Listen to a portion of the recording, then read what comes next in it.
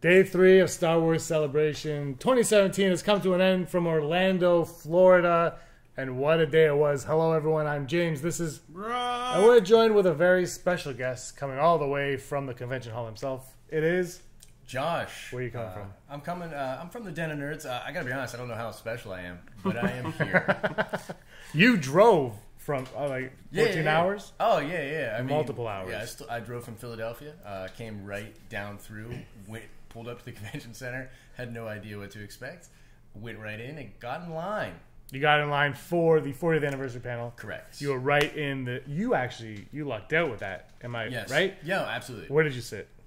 Okay, I'll tell you my whole 40th anniversary story because it's pretty crazy. So not only are we right at that edge where it's like the 3,000 people, because after 3,000 you're not going to get in the main stage to see it live, which normally wouldn't necessarily be a big deal, but because of the John Williams thing, it was important to be in there live. I just really wanted to be in there live. I didn't know why. I just really wanted to be. So we waited all night. It was terrible after being on the road for over 14 hours. And then coming in not knowing what to expect, and then sleeping on concrete for as much as I could sleep. It was pretty awful. When we got up the next day, though, we left the convention briefly. The people I was with got a shower. I did a live stream actually for my YouTube channel, and then we went right back in there. Got into the 40th anniversary panel with almost no time whatsoever. What was crazy was, it was at that point in all the panels where they're like, put your hand up if there's an empty seat next to you because we need to squeeze you in like sardines. They do that a lot. Yeah, it was crazy. So, which, to not cut you off there, yes. But being a convention person, the easiest solution is like, if there's a spot beside you, go sit in it and make room at the end. Not right. I'm here. You're absolutely right. That would have been a much better solution. But anyways, continue. But lucky for us, the lady that put her hand up with 2 available seats was in the press section. So I come over with my friend. I come over, and these 2 guys, as we're about to walk in, are like, "This is for press only, so you're gonna have to move along or whatever." And then the lady that had originally put her hand up was like, no, forget those guys. Come over here. And I'm like, you know what? Yeah, forget those guys. And we walked over there. Dude, we sat in the press section. By the way, those guys were from IGN. I have a few choice words for you people from IGN, which I won't say. I didn't know Stallone worked at IGN. You're going to get out of here. Yeah. It was awesome, though. So, yeah, 40th anniversary, you got to sit in the press section, which was really cool. The panel itself was awesome. They did a little video where they're wrapping up, talking about all the things that happened with Star Wars for 40 years. Kathy Kennedy comes out and starts, playing the crowd a little bit, but to her credit, kind of immediately started to talk about the creator. And she was like, well, none of us would be here if it weren't for a certain individual. And we all kind of knew that maybe George was going to come or whatever. And he comes out, and essentially, guys, he ran this panel. It was crazy. It was so cool. They brought out different sets of actors. They all talked with George. It was really like just catching up, going over the crazy memories they had. Some of these people have been in a lot of films and worked with him a lot over the years. Some of them were really, really nice and sweet to George. Some of them were antagonistic, which made for entertaining dialogue. It was really cool, man. It felt like family. It felt like just Uncle George was in the corner. Everybody's coming over to share their favorite stories about Uncle George. Really, really awesome. As a Star Wars fan, it was amazing. I would have been good there. Then they do the tribute to Carrie Fisher. It hit me really hard, very emotional. George came out and said some stuff about Carrie that was really cool and eloquent, which you don't get from George Lucas very often, especially in his dialogue. But he basically said that all of the things that made Leia, this strong, empowered woman, come from Carrie. Like that Carrie was that way, and that is why the character became that way, which is huge for all Star Wars fans, especially female Star Wars fans. I totally get it. She is like the right kind of person to look up to, in my opinion. So that was really cool. Then, as we're sobbing, the curtain rolls back, and I see some instruments and stuff. I'm like, oh, that's kind of cool. And then they put on the screen, mother flipping John Williams. Freaking John Williams. Did anyone being there, did anyone suspect that? Well, not to my knowledge. Not to my knowledge. And I'm sitting in there with press, and press is like, "What?" You know what I mean? Because the press is always, well, we knew George Lucas, we knew Harrison Ford. But yeah, John Williams was... It was huge, man. I will probably never get to experience that again. It was literally once in a lifetime. And they didn't play just one song. They played a lot of music, man. Like, and nobody was about to be like, "Oh, can we move along?" You know, no way that was going to happen. We're listening to John Williams conduct Star Wars music live. Like, I had chills, I had goosebumps, I was man crying. It was amazing. As a Star Wars fan, it's literally like one of the best experiences of my life. So, huge highlight, which made up for the grossness of the night before and sleeping through that. Question: the night before, we heard a lot of horror stories about the wristbands. Yeah. Did you encounter any of those horror stories yourself, or were you kind of past that because you were media now? Right. You're in the press. I know. I'm in the press section. Yeah. No, nothing. I didn't experience anything too much. I will just say that the way they went about it, and Brock, we talked about this off air. It's just ridiculous. It made no sense. Yeah, it makes no sense, and it was tough. And honestly, because this is the recap of today, I will just have to say that my Star Wars celebration day 3 started by waking up with a fever because of sleeping in cold concrete for 2 days in a row, and because of just the mishandling. I literally was thinking this morning, I was cursing Disney out. I'm gonna sue them. I'm gonna freaking out about all this stuff. That is literally how my day started. So this is my first American convention, and this is a specialized convention. I think it's pretty fair to say. Right. Comic-Cons. I'm sure you've been to your fair share, probably bigger ones. Yes. This sleeping over thing, is this a recurring thing? I know lines is lines, but like the biggest comic book convention, have you ever had to sleep over, or it chose to sleep over? Right. So that does happen, but it's not usually. It has nothing to do with the convention. That's your choice. It'll be your choice, and it'll be outside the building. For whatever reason, Orlando and the convention center, they were like, we're not having that. So the option for the people at the convention was to open up this cold, dark, just big room, and let us all pile in there. Man, it was. I've never experienced anything like it at any of the cons that I've been at. It was. I really don't understand how they thought that would go. Yeah. You know what I mean? And then the following night was cool because Rian Johnson came in and like hung out with people for literally 4 hours. It was awesome. He's a super cool guy, great shepherd of this property. But I was so ill that I like crept over, was like, yes, it's Rian Johnson, and then just went back to sleep. I was too beat. Oh, no. So, just to answer your question, like, no, I've never experienced anything like this at Comic-Cons. No, it's and the lack of signs. Yeah, like I could go on and on about this. Insecurity. And I feel like the fact that when I first rolled in Wednesday night, they had 5 people working security and thousands of people. I mean, they literally knew at least 6,000 to 9,000 people were going to be sleeping there. So. 5 people doing security. On the Wednesday when we went to, I didn't get my ticket sent to me, so we had get in line just to go there to pick it up before, and James wanted to get his T-shirt as well, which the stuff they did not have. Which they did not have. If you ordered your 4-day pass or any of your tickets, and you got the T-shirt or the lanyards, right? They didn't have either, but they didn't tell you they didn't have either. So we got first in line. Sorry to cut you off. No, side Akbar. But so we just rolled right up and we're like, hey, and I ordered 2 Last Jedi shirts. Okay. And then I got the Celebration shirt. Right. As a Christmas gift from Aaron. So I went up and they're like, we have these ones, but not this one. And I honestly was like, we were there because of him anyway. So I'm like, I don't really care. I'm going to be here all weekend. Just give me what we have. But people were lining up just for that. And and we said, you should let them know. And they're like, we should, but we're not allowed. Which is weird. And then Aaron said, people are going to be mad. I bet they will be. That was the response, which I thought was classic. Yeah, and then when we got there, we went to the right spot. Or we walked through the building, and they said, this is where it is, but now you have to go outside. I'm like, we just walked through the building. We got in the line, the only line that was there, which it turned out to be, I guess, the initial line for the sleepover. Or for what would be the 40th panel. Okay. But we learned later on that, like, we don't know what that line is. Oh, like wow. security, people that work in there were like, Right.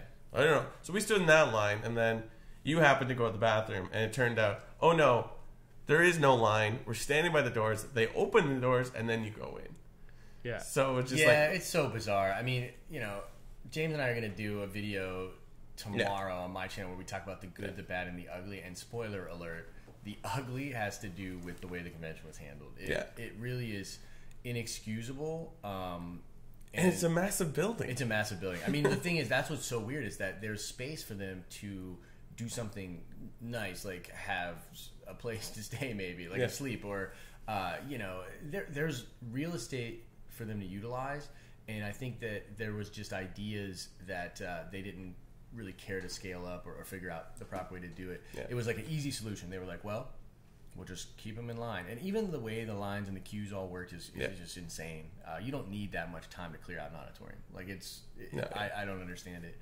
But yeah. What are the good things though? Besides the experiences that we've had, but like, what were the good things in your opinion? Well, of the entire convention or of today? Of the convention, then we'll go to specific. Okay.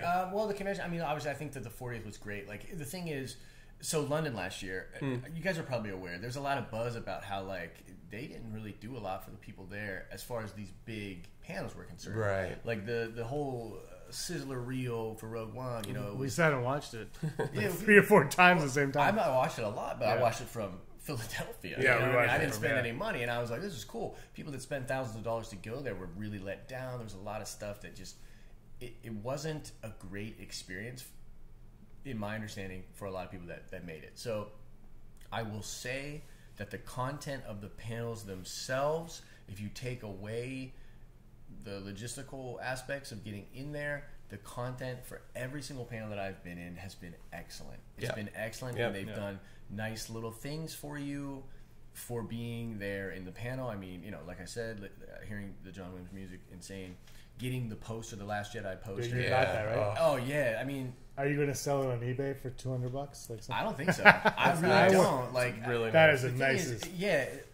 I don't know because so when Ryan said that the teaser poster, everyone in the crowd was like, "Wow!" But then when they saw that poster, they were like, "Yo, forget the trailer. This thing is hot." Yeah, and it is like it is a nice poster. The art is incredible. I saw someone carrying it around today. Oh, and they blew by me, and I couldn't ask them where they got. I was like, "Where did you get that?" Because I need it. I don't care if it's a print of a print of a print. Just get me that copy. I couldn't find it. It was one of the greatest things. It's one of the best posters. It's unfortunate that it's a teaser poster, though. Right. Because the main poster, like I've said before, will just be that typical head, floating heads on with every single character on there. Yeah. But today being more of a relaxed day. Yeah. What were your thoughts of today? Well, today was cool, but like without alluding, I don't want to sound like a broken record, but I was ill, literally ill when I woke up. Right. So I decided, even though I was feeling better, I was pumping vitamin C in me and all that. I decided to stay home and watch the Rebels panel as opposed to stream it, which actually allowed me to get coverage out way quicker and just be comfortable while I was doing it. I loved that panel. I thought it was awesome. So that was really cool. And getting, being able to do what I do with the YouTube. And I'm sure, you guys feel the same way. It's like the worst part of the first couple of days was that I felt like, although I was having a great time, I wasn't utilizing this experience properly for the content of the people that subscribe to me on YouTube.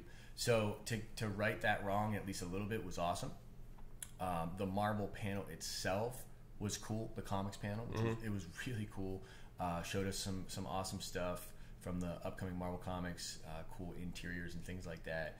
I sat down with this guy who is a big player at Lucasfilm, does all their licensing art. He's like the president of that, and I just had an awesome conversation with this guy for a long time, and then hit the show floor for the first time, really just on my own pace, just shopping around, looking for stuff. And can I show this? Yeah, go for it. So I wanted to do a splurge purchase, but I needed something that was like, this is it. I kept like picking stuff up, looking at it, and being like, I'm not gonna pay for this. I really wanted something that was like, yes, I don't care what the amount is. I mean, I do, right? But it's relative. But I was like, I want this thing, and I got this samurai Darth Vader. Wow. Literally dropped about $100 on this thing. Oh, for sure. And I mean, it's gorgeous. When I was looking at the models and different things like that, like it is amazing. So I made this splurge purchase, which like, you know, the little boy inside of me was just like jumping for joy. And I'm very excited. So those are the good things for today. So for me. That's sweet.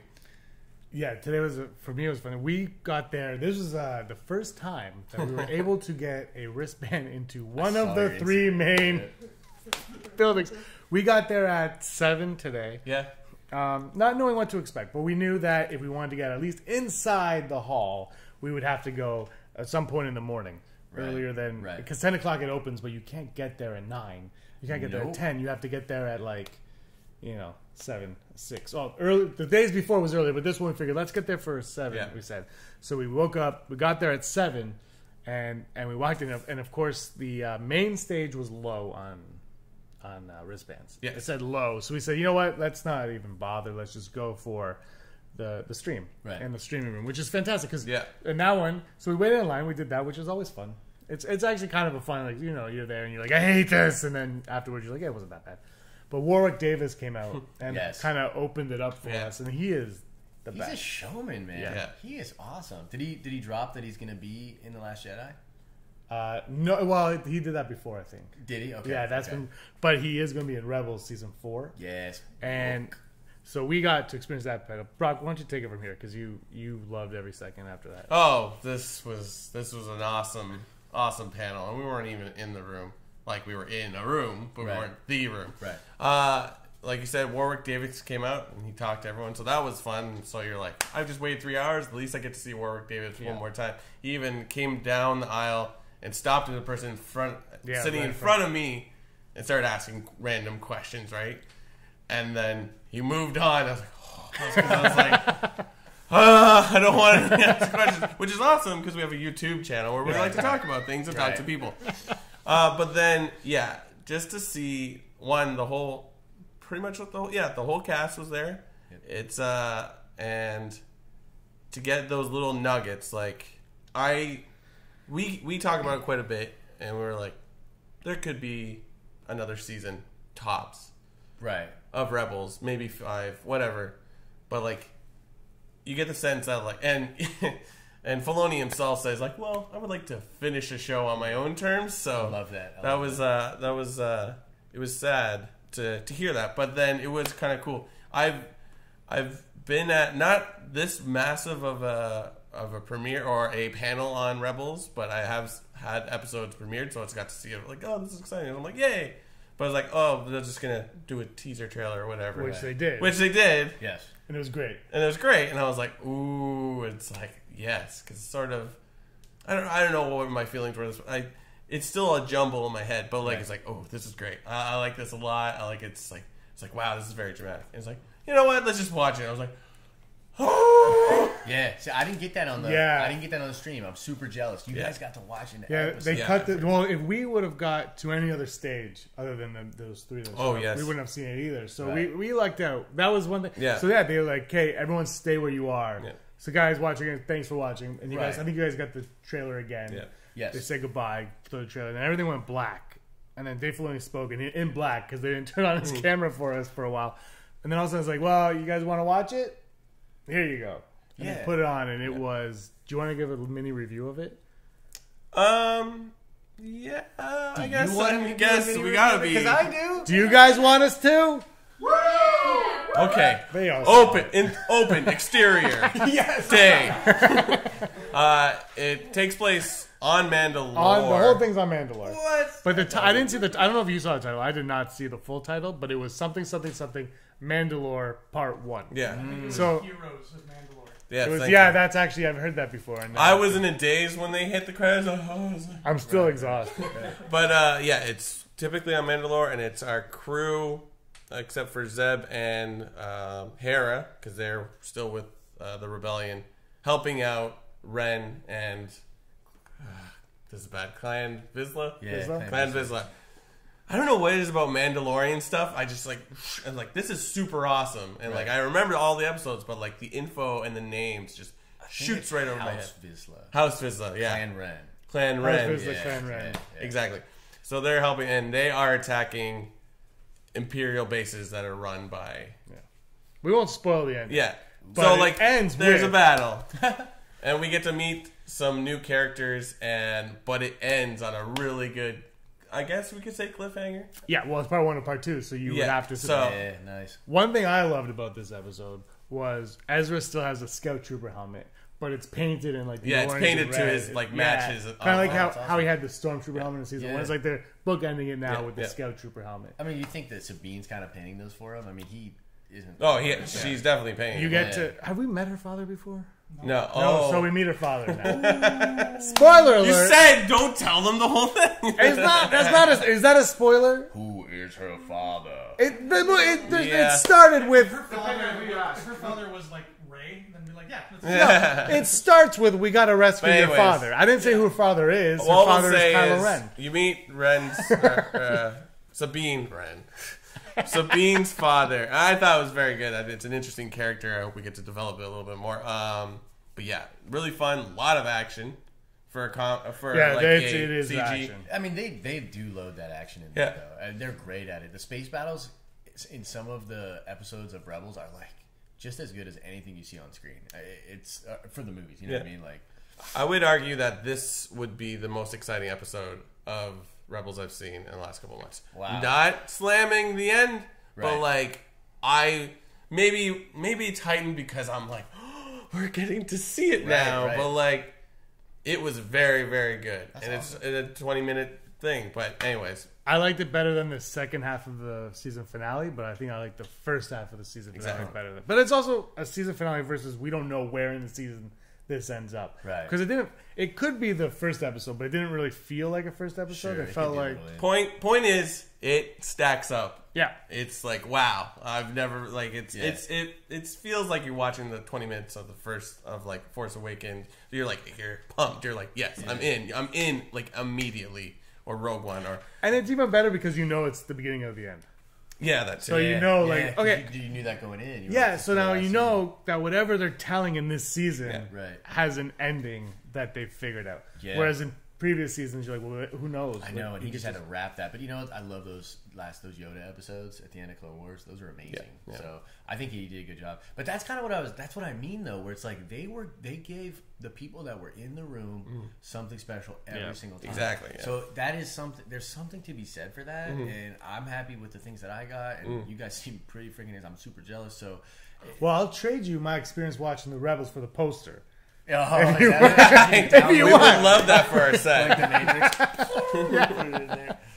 But you're right. Like the main stages, you got a little bit of everything. I went to a couple I went to one collecting panel because that's all I had time for, and I got some cool stuff at the end I didn't expect to get. Right.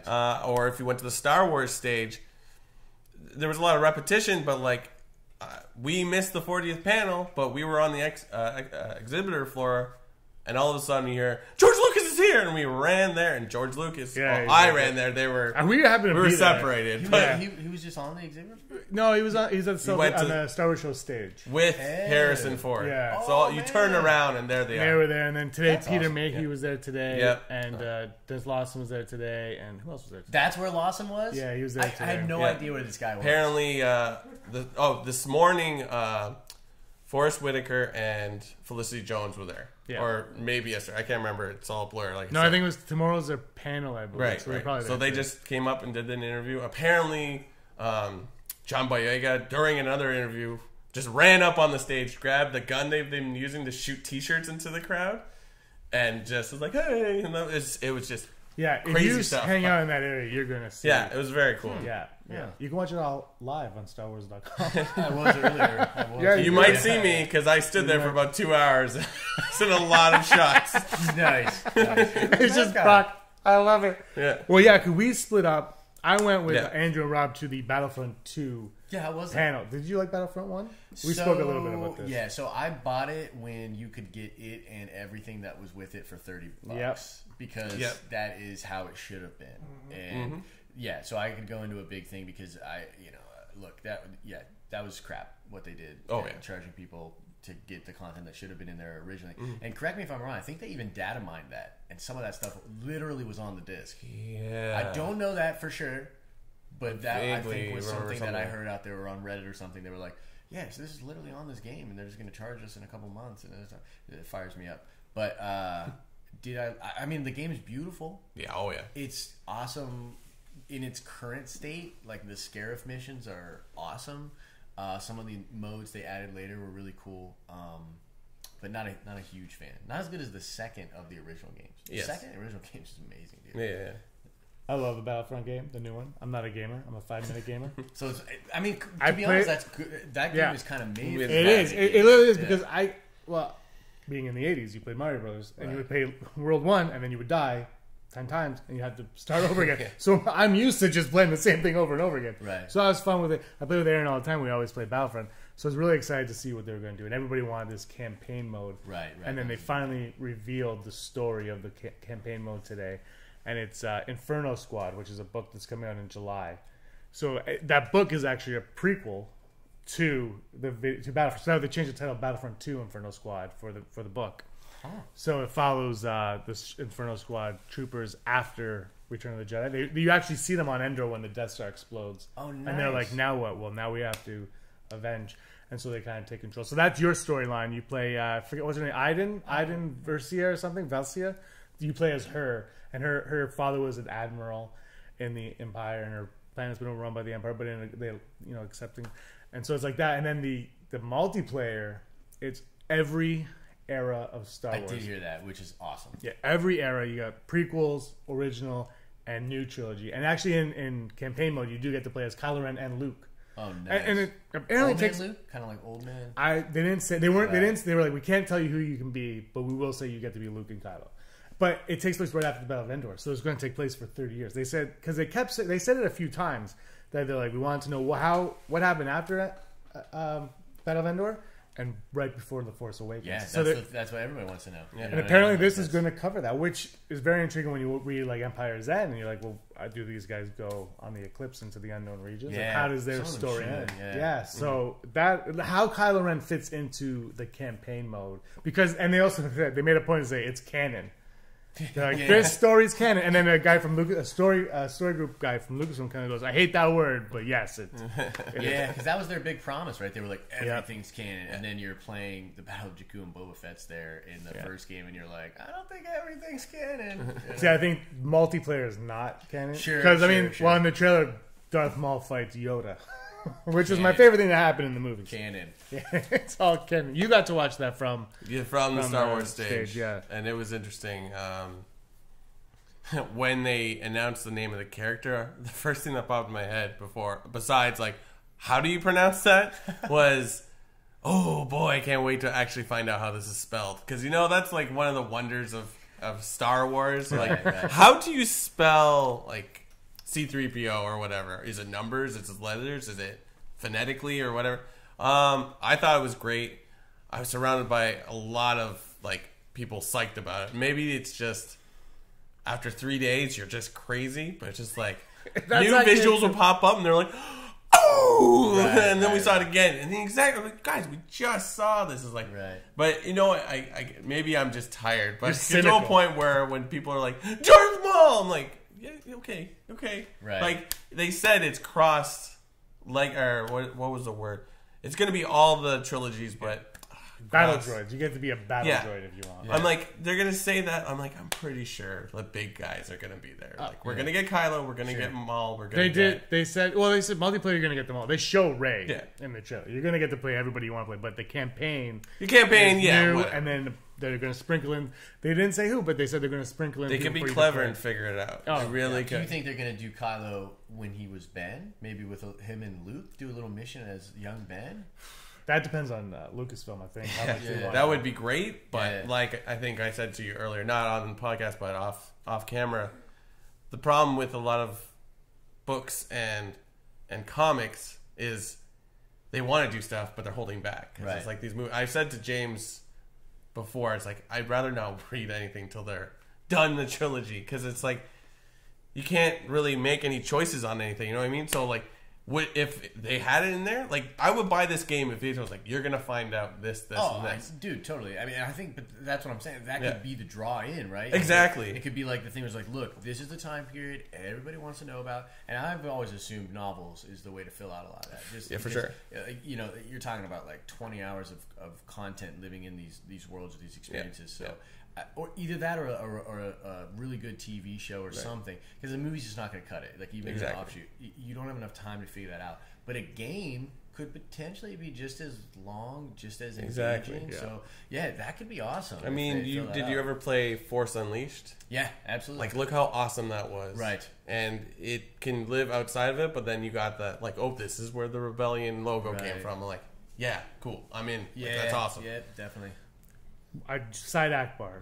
Yesterday in the Last Jedi panel, Mark Hamill said, I'm tired. But Mark Hamill said, you know, I always created my own backstory for Luke and what happened. And J.J. Abrams would pat me on the head and say, yeah, that's fine. And then he goes, I always assume you learned it in a book or something. Did you guys find that? We didn't talk about this at all. We have not talked about this at all. Is that so? We all we're going to learn about what happened to Luke. Are we? Yeah, I don't know. Like, are we? I think we're going to, like, a little bit.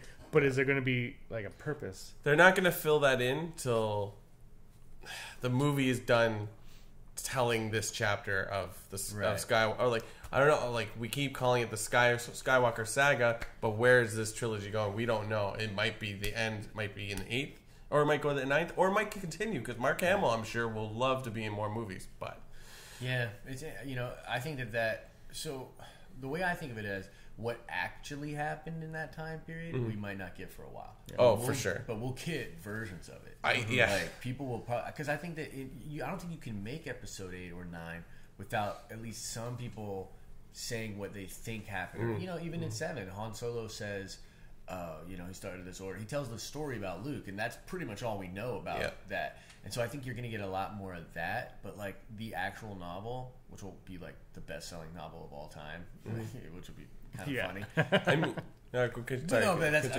pretty much my point. Is that like whatever they choose to tell that story in whatever medium, you know, that's going to be huge. It's going to draw people in. Well, even now seeing the trailer, which has really told us nothing. It's just our first visuals of it, and we get a little hint of maybe what is going to happen. My view of Luke Skywalker has completely changed now because it hit me because in 7, you see him, you know he's done something, but you don't know why, and then he says nothing. So I'm still sort of figuring it out in my head, but like I mean, we said this last week. It's like, hey, we should talk about this. Or we can't talk about anything because in a week everything could change. Yeah, it's true. What do you think after saying that last week? Have we had a lot of great change, or are we still in some stasis? I think I don't know how you feel about Luke, but I think we've been on the right track where it's like he's recognizing that what I say about it is the brilliance of the prequels, because they're brilliant. Is that the Jedi were actually not the correct path. Right. And there's a lot of problems with it because over time that's what happens. Right. And I think what is ultimately happening here is that Luke has learned that now through whatever. I don't know what, because we don't know anything about him. But and I think the gray. It's the gray. They keep throwing the gray at us. And I think, so it has, because he seems a lot more like it's time for the Jedi to end, right? That's him that says it. Oh, 100%. Right? 100%. Because people are still arguing. I know. I was in line with some people, and I'm like, guys, it's very simple. Look at the closed captioning, the official closed captioning. It's Luke. Like, please. There's actually only one part of that, if you look at the closed captioning, that is not actually cited or read, and that is the lines that Yoda say. Yoda is in that trailer, and he says something. I have not been able to make it out yet. Did you know that? But he's definitely in there. I've only seen that trailer at the convention. Oh, right, I haven't watched it. I'm going to put my noise canceling on. I scrubbed through it about 300 times yesterday. So I did. Sorry, I did a little bit, and I was like, oh wow, this is a lot different. But then it's like we had to shoot out these podcasts, and we're like, we gotta go swimming. That's now. why I was like, I'm not going to convention this morning. I'm chilling out. Yeah, no, you made a good choice. I think Monday or so, maybe tomorrow night. So we're gonna do we're gonna really review that. But okay, so let's go back to that panel because we'll wrap this up now. Yeah. But you brought to the point how every panel so the fans have gotten something. Yep. What happened in Battlefront II? They did this 2 years ago, and a friend of mine's son actually got this. They were like, "Hey, we did this in Anaheim. 2 of you are gonna win PlayStation 4 Battlefront 2 bundles with the PlayStation Pro and Battlefront 2." And it was like, "What?" They're like, "Check under your seat. 2 of you have a ticket that says winner or whatever." Nice. I did not win. But 2 years ago, my friend's son won 2 years ago. Here. Yeah, he would. I know, right? So, well, I don't know. I don't think they get it till November because it's Yeah, no, sure. But these 2 people won it, and you know, you're like, I wish I won, but at the same time, I was like, well, It's still cool. it's like somebody else. They had 2 of them Yeah, for people sure, like that. sure. That's that's probably $700-800 right there that they're Right. just giving away. And then we got a patch. Apparently, they gave T-shirts 2 years ago. EA. This year we got a patch. Wow.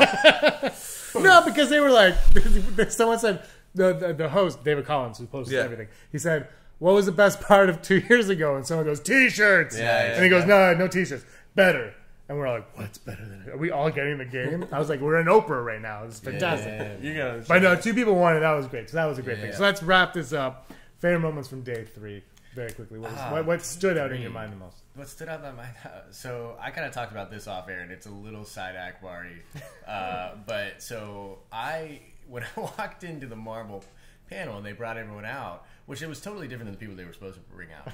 But this lady who I had worked on one of my comic books, who I know she's an editor at Star Wars. We've talked about it before. Was on the panel, and it was so bizarre. So like that just threw me off right away. I'm like, what? Is that Heather? Like what? This is crazy. So that like really threw me off. But honestly, probably the best part of my day was just so I went in to go figure out the merchandising that I wanted to get, and I saw this thing that said portfolio review from some big shot at Lucasfilm, and I'm like, well, you know what? Why not? I had copies of my comics. I was like, yeah, I'm gonna just go drop some comics off with this guy. So I ended up literally going to this room. There's 4 people in there at the time. I sat down. Pretty much everybody left, and it was just me and this guy. And we just literally had this conversation. I gave him my comics. It was cool, but we ended up talking about Disney. He griped about it. We talked about a myriad of things. It was just a really real conversation. The dude's a pretty accomplished guy. And to just be able to just sit back and talk about Star Wars and talk a little crap on certain things and just be real was awesome. I felt like there's a lot of moments of this whole convention for me that were really like the Force. Like I just feel the Force working. Like just little serendipitous things that, like sitting in the press section maybe, or whatever. Different things that made me feel like this was worth it. This was awesome. And having that conversation with that guy, and there's some things, because I know your channel's a little more kid friendly than mine, so there's things that I can't necessarily talk about that I talked about with this guy, but I'm saying the realest of real talk, and it was cool, man. So that's probably the highlight for me, to be honest. Rock? Warwick Davis. Yep. Seeing that episode. T-shirt cannon. Did you get a T-shirt? No. Was that a haiku? That was a Almost. A couple more syllables. That was beautiful. Day 3 is over. My favorite moments were hanging out with all of you. Aw, see, I was going to say that, but I didn't want to be so recording. I'm just totally joking. I hated that. That was the worst part of my day.